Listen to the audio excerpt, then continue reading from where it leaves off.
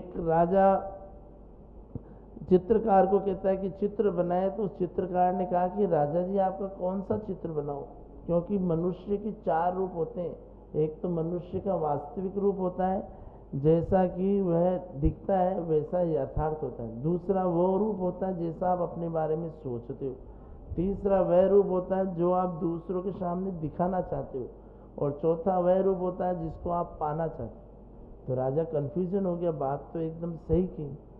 बात तो उसने सही की कि जैसा दिखते हैं, जैसा हम यथार्थ में होते हैं, एक तो हमारा चेहरा वैसा होता है, एक चेहरा हम जैसा दूसरों को दिखाना चाहते हैं, एक चेहरा जैसा हम जिस चेहरे को पाना चाहते हैं, एक चेहरा जो हम अपने बारे में सोचते हैं। सही है नहीं?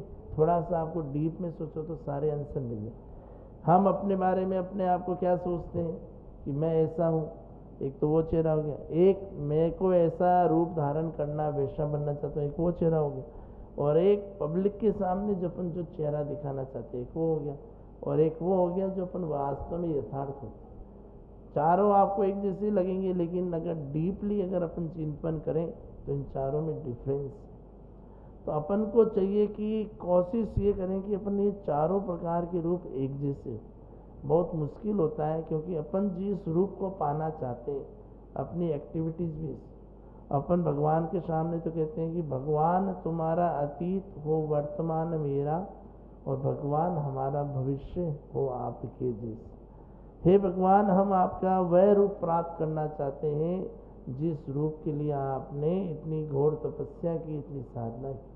तो ऐसे वीतरागी स्वरूप को अपने सामने रखें और उनकी मूर्त को रखें कि चाह मुझे है दर्शन की, इस प्रकार के आत्मदर्शन की है कि मुझे भी कुछ नहीं।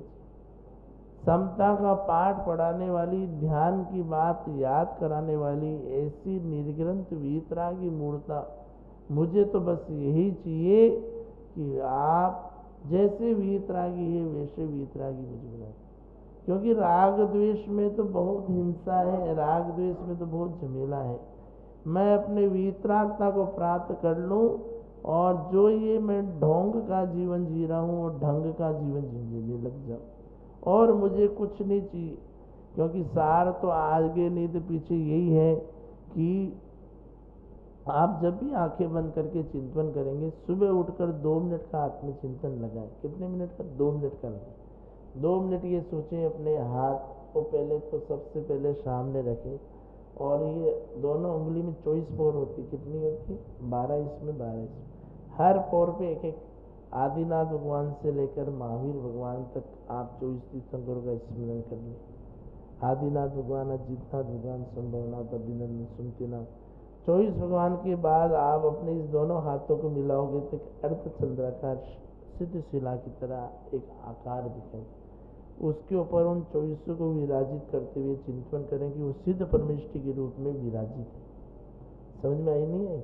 तो वो सिद्धों को मेरा बारंबार नमस्कार है।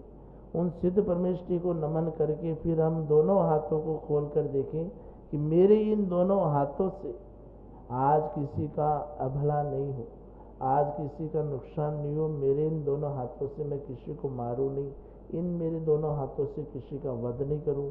मेरे दोनों हाथ किसी गिरते हुए को सहारा दे, मेरे दोनों हाथ किसी को मतलब संभालने के काम आए, गिराने के काम नहीं आए, धक्का देने के काम नहीं आए। नहीं तो लोग आजकल पीठ पीछे धक्का देने वाले भी बहुत मिल जाते, कि धक्का देने के काम नहीं आए। ये दोनों हाथ गिरते हुए को संभालने के काम। ऐसा चिंतन करेंगे तो ये दोनों हाथ जो मिले वो हमारे आत्म ध्यान के लिए कार्य करें।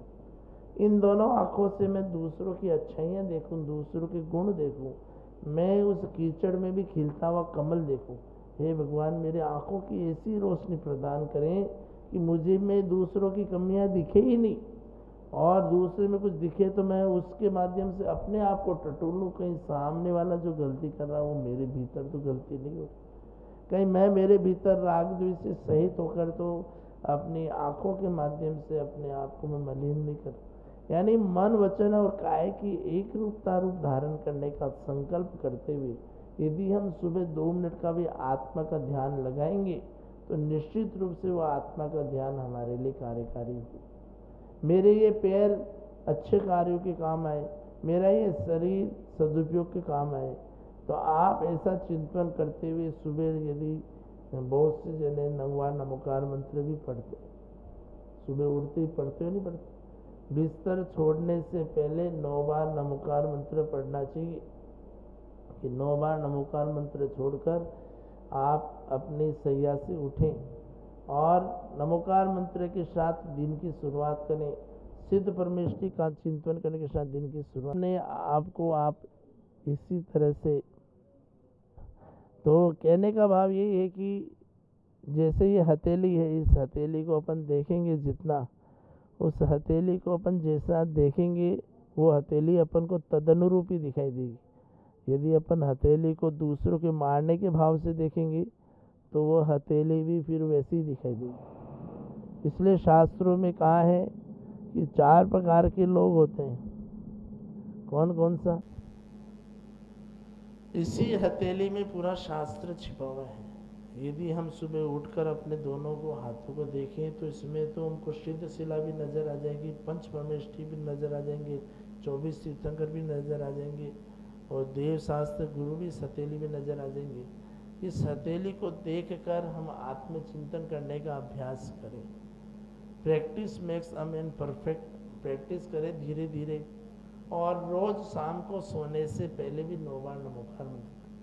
हो सकता है इतना बड़ा 24 दिन होता है तो कभी तो अपन संभल जाते हैं, कभी तो अपन अच्छा व्यवहार करने लगते हैं, लेकिन कई बार ऐसा भी होता है कि दिन में कभी हम किसी पर क्रोध भी करने लगते हैं, किसी पर अपन अभिमान भी करने लगते हैं, किसी के प्रति मायाचारी भी करने लगते हैं, किसी प्रकार का अपन लोभ भी करते हैं। तो अपन ये सोचें कि बस हमारी जो कषाय है, हमारी जो मायाचारी है, वो बांस की जड़ के समान नहीं रहे। बांस की जड़ आप देखोगे कि इतनी टेढ़ी मेढ़ी होती है कि उसको सीधी कर ही नहीं सकते। जिस प्रकार से डॉग नहीं होता, डीओजी डॉग की पूंछ कैसी होती है, उसको आप सीधी कर सकते हो क्या? नहीं कर सकते। तो हमारी कषाय वैसे नहीं रहे, लचीलापन भी रहे कि हम एक कलर का चश्मा नहीं पहने, हम सभी कलर का चश्मा पहने। मतलब ऐसा का चश्मा पहने कि जो हमको अपना प्रतिबिंब दिखाए, जो हमारे भीतर की आत्मा को दिखाए। मेढ़े के सींग के समान तो फिर भी चलो something is better than nothing. मेढ़े का सींग देखा? मेढ़ा जानवर देखा? उसके सींग देखे कितने टेढ़े मेढ़े होते हैं। और गौमूत्र देखा? गौमूत्र के कैसे होते हैं वो। और उसके बाद फिर गौमूत्र के साथ खुरपा देखा? खुरपा जिससे घास काटते हैं, खुरपा ही कहते हैं उसको। तासरे फावड़ी। और खुरपा किसे कहते हैं?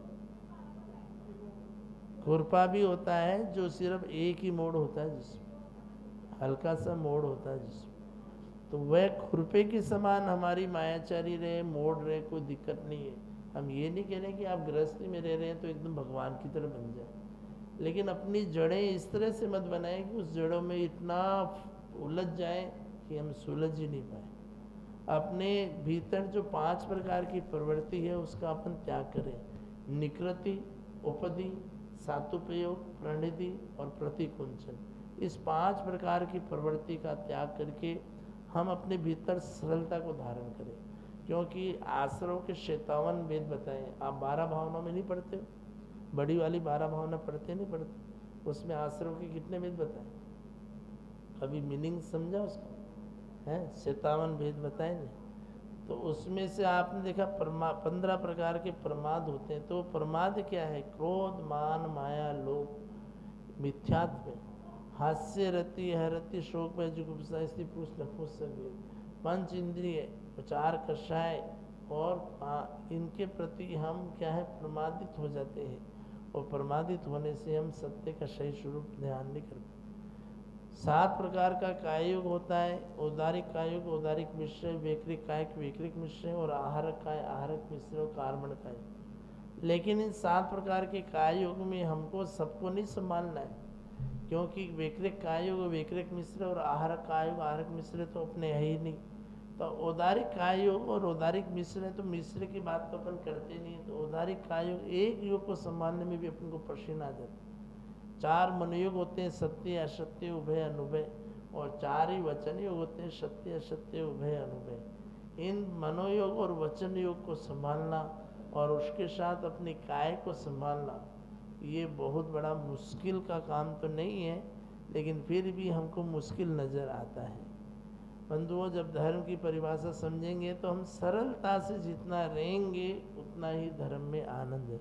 सरलता से रहने का मतलब यही है कि हम ज़्यादा से ज़्यादा अपने को देखें। हमने ये देखा है कि भले आप लोग पूछोगे कि फॉरेन के लोग धर्म तो कुछ नहीं करते, फिर भी पैसे वाले क्यों? एक प्रश्न उठता है, नहीं उठता? विदेशी लोग तो धर्म तो 0% करते हैं, फिर भी वो पैसे वाले क्यों हैं, सुखी क्यों हैं? उनको कोई परेशानी नहीं है और ऑल लाइफ पूरा सुखी से जीवन जीते। तो कभी ये सोचे कि वो भले धर्म नहीं करते लेकिन वो अधर्म भी इतना नहीं करते। मेरी बात को समझ में आ रही है, नहीं आ रही आपको? है, वो अधर्म भी इतना नहीं करते, इस कारण से उनका जीवन का बैलेंस बना रहता है। अपन क्या करते हैं, धर्म तो करते हैं नमक जीतना और अधर्म कर लेते हैं आटा जीतना। अब आटे में नमक मिलाएं, गड़बड़ हो जाती है।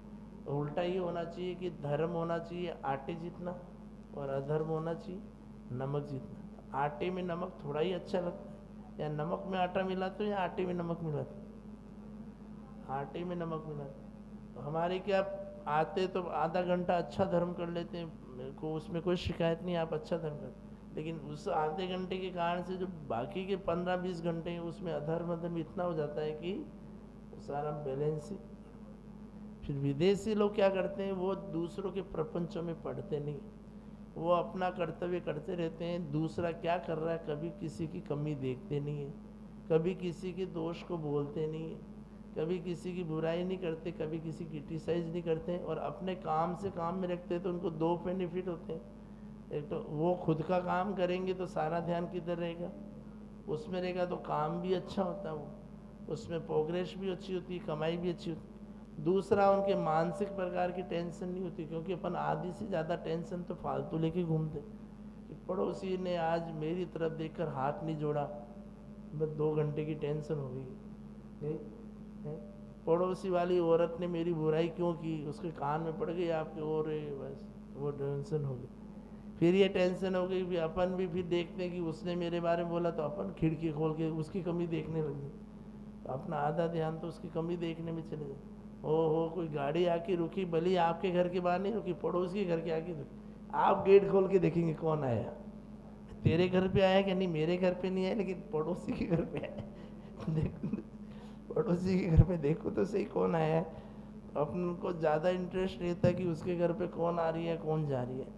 तो यही कारण है कि अपन आधी से ज़्यादा टेंशन पर जनित ले लेते हैं, और इस कारण से अपन अपनी आत्मा को, अपने दिमाग को दूषित करते चलिए। आचार्य देव यही कहते हैं, हमारे तीर्थंकर की दिव्य ध्वनि में भी यही कहा है कि 16 कारण भावना बताइए। यदि आप दूसरों के लिए अच्छी भावना करो तो बेटर है, वही तीर्थंकर प्रकृति का बंध का कारण हो जाता है। क्योंकि तीर्थंकर वही बन सकता है जो सभी जीवों के लिए अच्छा सोचे। अपन ये सोचे कि हम अपने परिवार के लिए, हमारी जाति के लिए, हमारी समाज के लिए तो अच्छा सोचे, और दूसरी समाज, दूसरी जाति के लिए अपन बुरा सोचे, तो वो भी अपने धर्म में कहीं नहीं लिखा है।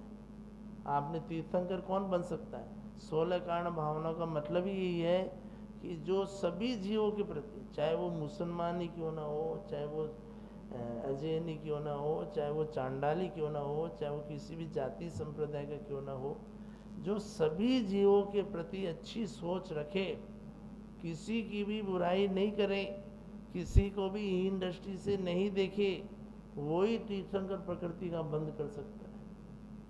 तीर्थंकर प्रकृति का बंध के जब ही तो वो समोषण बनता है, उनके तीर्थंकर प्रकृति का उदय होता है। तो हर कोई व्यक्ति तीर्थंकर नहीं बन सकता। ये बड़ा मुश्किल है कि दर्शन, विशुद्धि, विनय, संपन्नता, शीलवती, स्मृति, चार, अभीक्षण, ज्ञानोपयोग, संवेग, त्याग, तप, साधु समाधि, वैयावृत्तिकरण, अरहत भक्ति, आचार्य भक्ति, बहुश्रुत भक्ति है, उपाध्याय भक्ति, बहुश्रुत भक्ति, जिनवाने के प्रति भक्ति, धर्म के प्रति भक्ति, और फिर मार्ग प्रभावन, प्रवचन, वात्सल्य, आवश्यक प्रज्ञान। इन सारी बातों को अपन जब सोचेंगे, चिंतन करेंगे, तो अपन अभी तीर्थंकर बनने की तो बात बहुत दूर रही, अपन तीर्थंकरों के लघु नंदन भी नहीं बन पा रहे। इसलिए अपन को चाहिए कि अपन अपनी संकीर्ण विचारधारा को छोड़ें और उस संकीर्ण विचारधारा से आगे बढ़ें, उनसे ऊपर बढ़ें, उनसे आगे बढ़कर अपन। कल जब हम रैली निकल रही थी तो हम देख रहे थे कि बहुत से लोग हाथ जोड़कर दरवाजे पर खड़े थे। उनको भले कुछ पता हो या नहीं पता हो, लेकिन वो देख रहे थे कि कुछ न कुछ धर्म का चीज़ निकल रही है। हाँ, वो भले ABCD भी नहीं जानते, उनको जैन साधु की चर्या के बारे में नहीं पता हो, लेकिन फिर भी वही जानते थे कि इस कलयुग में दिगंबर रहना बहुत मुश्किल है। तो वो अपनी श्रद्धा से कम हाथ जोड़ के तो खड़े थे। जितने भी बच्चे थे, एक बार तो टीचर के डर से, चलो टीचर कह रहा है, लेकिन बहुत से बच्चों को जब भी पता चल गया कि नहीं भाई ये कोई विषय है, तो वो भी श्रद्धा से हाथ जोड़ रहे थे। भले ही उनका धर्म नहीं है, लेली उनका धर्म में ये गुरु का स्वरूप नहीं है, लेकिन फिर भी उन्होंने ये देख कर कि ये एक वीतरागता का रूप है, ये एक निर्ग्रंथ का रूप है, ये एक ऐसा रूप है जिसके माध्यम से हमको कुछ शिक्षाएं मिलती है, उन शिक्षा को अंगीकार करें। वो ज़माना गया जो पहले के ज़माने के लोग तो क्या देखकर हंसते थे, निर्ग्रंथ रूप को देख। अब तो क्या है, चाहे किसी भी जाति का हो, संप्रदाय का, वो समझने लग गया है कि ये हंसने वाला रूप नहीं है, ये रूप तो नमन करने वाला रूप है, ये रूप तो हमको अध्यात्म का संदेश देने वाला रूप है। और ऐसे रूप को देखकर यदि वो नतमस्तक होते हैं तो निश्चित रूप से वह अपने भावों की विशुद्धि को धारण कर रहे हैं। तो हम भी अपने भीतर ये सोचें कि जब वो लोग इतनी श्रद्धा से इस रूप का दर्शन कर रहे हैं, तो हम इसको अपने घर का रूप नहीं समझें। एक व्यक्ति क्या करता था कि वह सबको, वो बिच्छू और सांप का विष होता था ना, तो ये तो आजकल तो डॉक्टर मना करते हैं, डॉक्टर लोग ही निकाल, लेकिन वो वास्तव में झाड़े से ना सबके सर का विष निकाल देता था। और ये तो स्वयं अपने महावीर कीर्ति जी महाराज जी करते थे, वो तो बहुत से लोगों ने देखा। एक बार तो एक आदमी को सर्प ने काट लिया और उसका नाड़ी आड़ी भी, क्या कहते हैं वो, नब्ज क्या कहते हैं, वो भी बंद हो गई। और लोगों ने कोशिश की बचाने की, जो लोगों ने कहा ये तो मर गया, सांप भी विषैला था और उनका शरीर भी क्या नीला नीला हो गया। किसका? जो मरने वाला था उसका शरीर भी नीला नीला हो गया। और उसको उस अर्थी पर बिठाकर राम नाम सत्य है बोल कर ले जा रहे थे। और वहाँ पे शमशान घाट के पास जंगल था, वहाँ पे महावीर कीर्ति महाराज जी शुद्धि करने गए थे, मतलब सूची के लिए जाते ही हैं।